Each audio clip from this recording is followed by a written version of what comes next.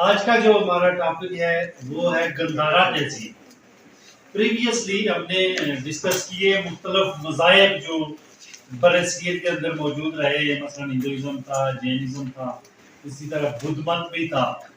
آج ہم ڈسکس کریں گے گندھارا جو سویلائزیشن ہے، یہ عمومی طور پہ پاکستان کے جو علاقے ہیں، مثلا پشاور ہے، چار سدہ ہے، کوہاٹ ہے، سوات ہے، ان ایریاز کے اوپر مشتمل ایک ایسی تاریخ کے اندر تہذیب رہی ہے جو آرٹ کے اعتبار سے، فن کے اعتبار سے، مذہب کے اعتبار سے، کنسٹرکشن کے اعتبار سے بہت ہی ایڈوانس قسم کی تہذیب ہے۔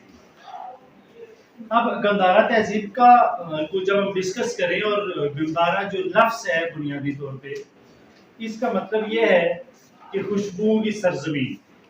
ظاہر ہے یہ سنسکرت جو لینگویج ہے، ماضی میں برصغیر کی بڑی عام زبان تھی سنسکرت، اس زبان کا یہ لفظ ہے جس کا مطلب ہے کس کی زمین؟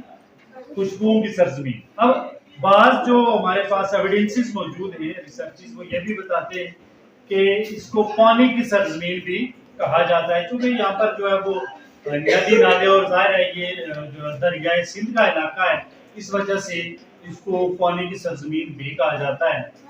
ویسے زیادہ جو اتھینٹک قسم کی انفارمیشن ہے وہ یہی ہے کہ اس کو پانی کی سرزمین میں ماضی میں کہا جاتا تھا گندھارا۔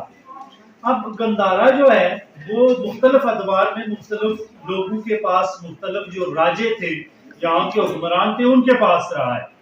مثال کے طور پہ آپ نے سنا ہوگا یہ چندر گپت موریہ، جو موریہ سلطنت تھی، اس کے اندر بھی یہ گندھارا تہذیب رہی ہے۔ پھر یہاں پر جب یونان سے اسکندر اعظم آیا، اس نے برصغیر کو جب فتح کیا تو اس وقت بھی یہ گندھارا تہذیب اس کا حصہ رہی ہے۔ گندھارا کے لوگوں کا جو مذہب تھا وہ بدھ مت تھا، جس کو ہم نے پہلے ڈسکس بھی کیا ہے، گوتم بدھ۔ آج بھی جب گندھارا تہذیب جب دریافت ہوئی ہے تو اس وقت وہاں سے بہت سے مجسمے ملے گوتم بدھ کے، ٹھیک ہے۔ تو ان لوگوں کا جو مذہب تھا وہ بدھ مت تھا، جو کہ اس پورے علاقے کے اندر پھیلا ہوا تھا۔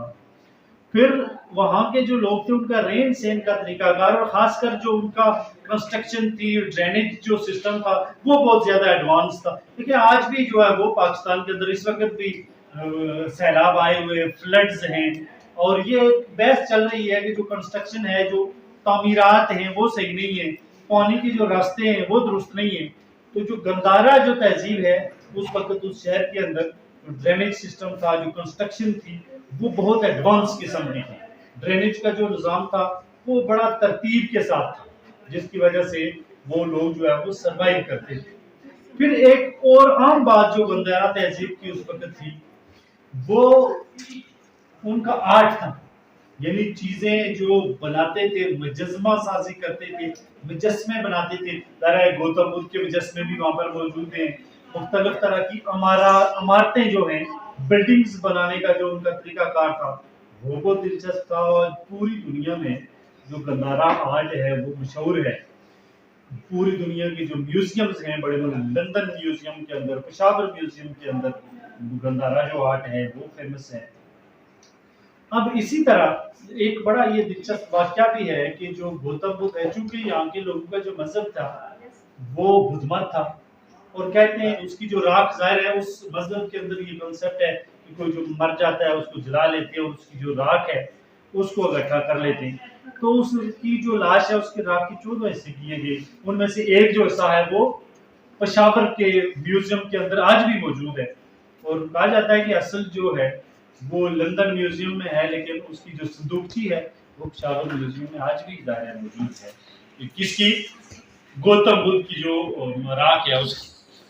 اب گندھارا جو آرٹ ہے یا تہذیب ہے، اس کے بارے میں سب سے ظاہر ہے بہت سی کتابیں موجود ہیں، بہت سے لٹریچر موجود ہے، لیکن سب سے عام جو ایک جو تھا چینی سیاح، وہ یہاں پر آیا، ہیون سونگ، اس نے اس کے اوپر اس کی جو تحریریں ہیں اس کے اندر جو گندھارا آرٹ ہے اس کے بارے میں سب سے زیادہ جو ہے وہ ہمیں انفارمیشن ملتی ہے۔ یہاں پر گریکس بھی آئے، ٹھیک ہے، یہاں سے جو اس کا آرٹ اور کلچر ہے اس کے اثرات لے کے وہ واپس یورپ کے اندر گئے، تو گندھارا کا جو تہذیب ہے مختلف سیاحوں کے یہاں پر آنے کی وجہ سے اور مختلف لوگوں کے عملوں کی وجہ سے وہ جب واپس گئے تو یہاں کا آرٹ اور کلچر وہ اپنے ساتھ لے کے گئے. اس طریقے سے جو گندھارا کی جو تہذیب ہے کلچر ہے وہ پوری دنیا میں پھیلا ہوا ہے.